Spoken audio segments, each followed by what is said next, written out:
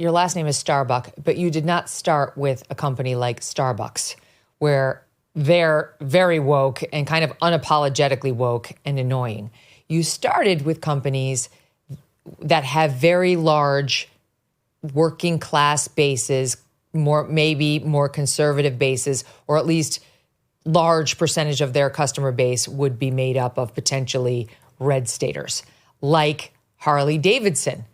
And when I first saw your reporting that Harley-Davidson had gone woke, I was like, how on earth did this happen?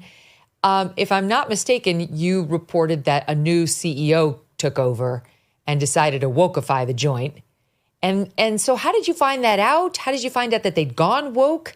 And then tell us what you did about it. So our stories are predicated off of whistleblowers. That's where we always start. We've got well over 5,000 at this point, but we're always welcoming new ones who can email us and give us the information on what's going on at their company, and we investigate and run down what works. But as to your first point, because it's very important, our approach is very different. I identified what has failed in past boycotts. Number one was a failure to understand that the number one chief PR response to a boycott is, let's wait for this to blow over. Secondary to that was the old media model where they could go, okay, we're going to go to the big media outlet where the people who will care about this watch, we're going to say, we'll double our ad spend, we'll triple our ad spend, do not cover the story, kill it. And that used to traditionally work. But the reality, is very different now. There's been a paradigm shift. More people will watch one of my videos exposing a company than watch CNN or MSNBC. Not that that's any great feat with the numbers they're pooling, but it still means something. It's a meaningful change in the way that the media works and the public works in terms of getting information, right? So these companies can't pay me to stop the stories. I would never take money to do that because for me, I'm ideological. I want to stop the crazy, right? And I think the secondary part of this is like we understood that this happened because there was an accelerated period of change after George Floyd.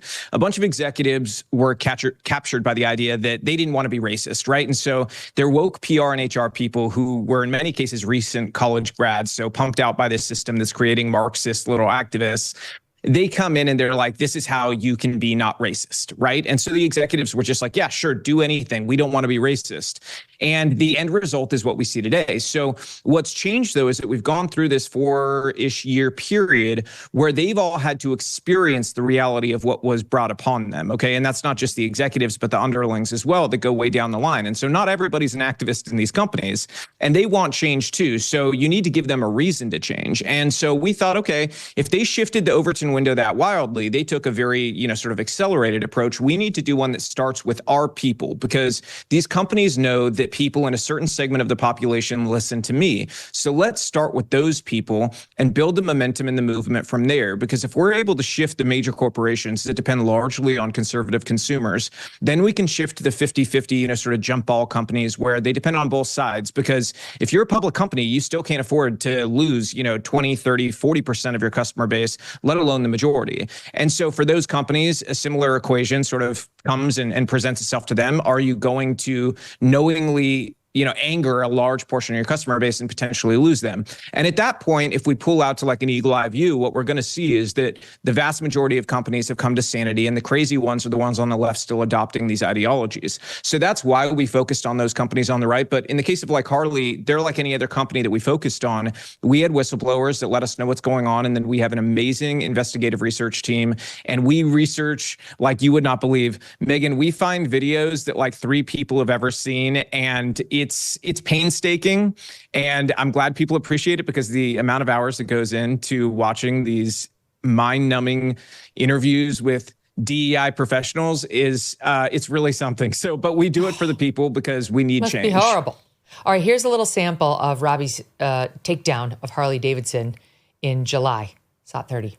Y'all, this may be the most shocking expose that I've done simply because the brand is so out of alignment with their customers. This is Harley-Davidson. In Harley's words, they are all in on diversity and inclusion. Now, let's take a look at what that means. I wonder how many Harley riders are aware that Harley-Davidson is a platinum founding member of the LGBT Chamber of Commerce in Wisconsin. This is the same chamber that says on behalf of the businesses that are a part of the Wisconsin LGBT Chamber, they opposed banning transgender sex changes for children. children. Harley-Davidson even hosted an LGBTQ plus boot camp at their corporate offices, and look at that sweet cake they got them. Isn't that just so inclusive? Harley-Davidson's CEO. Well, it's another CEO that was placed right around COVID. Jochen Zeitz is an unusual choice to lead Harley-Davidson. He's German. He's an outspoken climate activist. The businessman who uses his millions to change opinions on climate change. Are you getting Harley-Davidson vibes yet? Well, it worked. What happened? Harley-Davidson shifted their policy. We were able to get them, at the beginning, we thought if there was a company that was going to dig in their heels, it was going to be this one because their CEO was the first true believer we encountered at the CEO level. He founded something called the B Team with Richard Branson. And the B Team's explicit purpose is to replace leaders in America and in major global corporations with new woke leaders who are going to adopt a new idea of what capitalism is. Because there's also this whole area of Harley that we exposed where the CEO explicitly wants to sort of destroy the old idea of capitalism and bring forward a new one, which is really just like some rebranded form of Marxism where you have sort of the mask and appearance of capitalism, but in truth, you act as a social activism organization. So, everything from A to Z with Harley was absolutely absurd. The desire by the CEO to have them go all electric by 2030, just ludicrous. They wanted to dig in their heels and say, no, we're going to stick the path here. But we timed it really well. We timed it before Sturgis. So that's the biggest biker event in the country, maybe the world. 90% of the riders there are Harley riders. And what happened? It was a massive embarrassment. Our story reached out so far and wide that it was a ghost town at the Harley tent, which is usually the busiest event there, is their tent system they've got there, okay? Bloomberg ends up reporting 2 days early before Sturgis ends, Harley packed up their tents and left because it was such an embarrassment. And so the public embarrassment and the videos going viral of bikers taking the emblems off their bikes. And we had all these biker influencers just impassioned Stand by by, what we have a little of that. We have a little sample everything. of one of those bikers. Let me toss to it and then you pick it up. This guy is as woke as you can get, okay? He's a completely DEI executive. He has put diversity, equity, and inclusion in everything he does at the company. He literally forced all white men only into white men only diversity training. Can you imagine? This guy hates what Harley-Davidson customers are. Most people I talked to said they will not buy any new Harleys or Harley anything until this CEO is fired, okay? And I'm one of those. I will not buy anything with Harley-Davidson on it until this guy is gone. Amazing. Okay, keep going.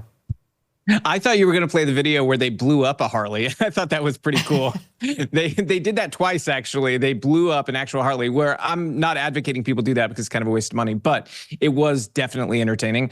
In the case of this CEO, he was just such a radical, and he's really the missing piece still because we got all the policies wiped out, but he's technically still there. And there is a large segment of dealers and riders who are very, very upset and want him gone still. And I think there's a lot of work to that effect. And if you look at like sort of some of the statements he made, he referred to himself as the Taliban of sustainability. Okay, so sustainability is like the buzzword for wokeness that they use.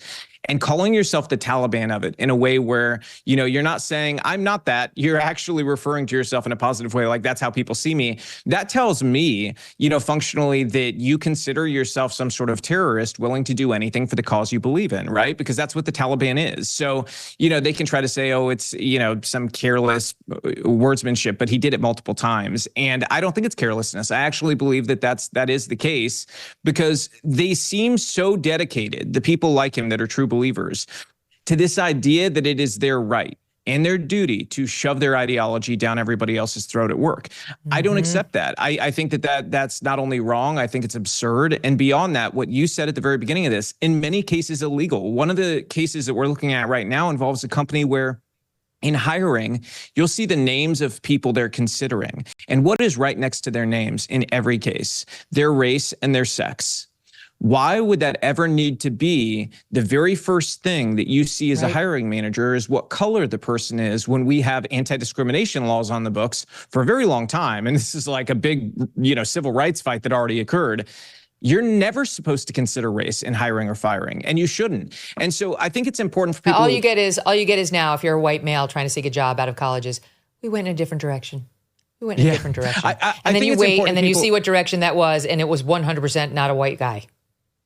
Oh, 100%. And I think it's important people understand that when you look at this ideology, it's all meant to subvert the truth. So DEI, like any other sort of Marxist term, it's meant to say something that it doesn't actually mean, right? It means something totally different. Nothing about it means diversity. There's nothing diverse about the exclusionary tactics used by DEI teams.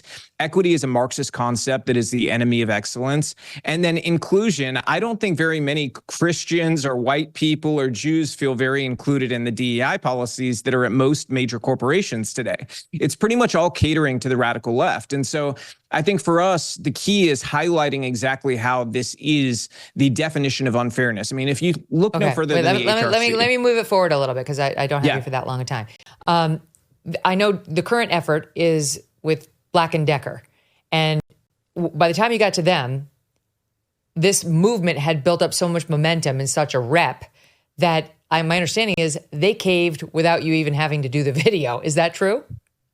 That is correct. So did Jack Daniels, so did Lowe's, and so did Ford. So we're at this stage now where a lot of the companies are just like, okay, we give, here's the changes, just we don't want the video, right? Why do you think that is? Like, what is it? Just that everything with Harley was so effective, or is there something else going on here?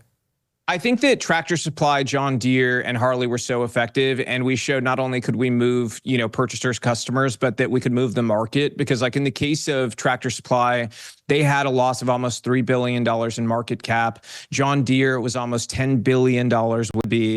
And in Harley's case, there was this massive public outcry. And in every one of those cases, you're talking about hundreds of millions of impressions in our campaigns. It was more effective than a national ad campaign that the company would do and spend a lot of money on. And we spent pretty much nothing. And all of this is self-funded or with the help of subscribers on X who are subscribing $5 a month. So for us, when we see the numbers and see the outcomes, it's the same thing the executives at other companies are seeing. And they're going, okay, our choice is either to go through that for a month, this prolonged period, and lose this segment of customers who are now activated to realize their wallet is a weapon, or we can just give into the changes. It's a much lower view count then. And as a byproduct of that, some people will actually be happy with us because we did this. Because I think they also looked at how did the left respond to those companies caving. Number one, the market did not punish them. In every case of these public companies turning on wokeness, their stock actually went up the day that we announced it. Secondary to that, the left's activism arm is not as powerful as they once thought it was. The emperor now has no clothes. They used to be afraid of these groups like the HRC. They're now realizing that the HRC is toothless. We have far more people and far more influence than the HRC's ever had. I hate calling them that, though. Thank God, because they're the ones who give out this score that all the companies want on just how woke and annoying they are. And you've defanged them. I mean, they've defanged themselves with their absurd positions too, but they are defanged. You know how much my family and I love our dogs. Yes, even sweet Strudwick. I can't even imagine life without them. They've got a great life. They're lucky. But some dogs aren't. And that's why I'm so glad to tell you about Delta Rescue. It's the largest no-kill, care-for-life animal sanctuary in the world. They've rescued thousands of dogs, plus cats and horses too. They provide all of these animals with shelter, safety, and most of all, love. And they've been doing it now for more than 45 years. Delta Rescue relies solely on contributions, and giving can bring tax benefits too. Speak with your estate planner about how you can grow your estate while helping animals in need. Check out the estate planning tab on their website to learn more. We love our Thunder and Strudwick, but we would like other dogs who need love to find it too. Visit deltarescue.org today to learn more. That's deltarescue.org. Thanks so much for watching. If you like what you just saw, hit the subscribe button for more clips and full episodes.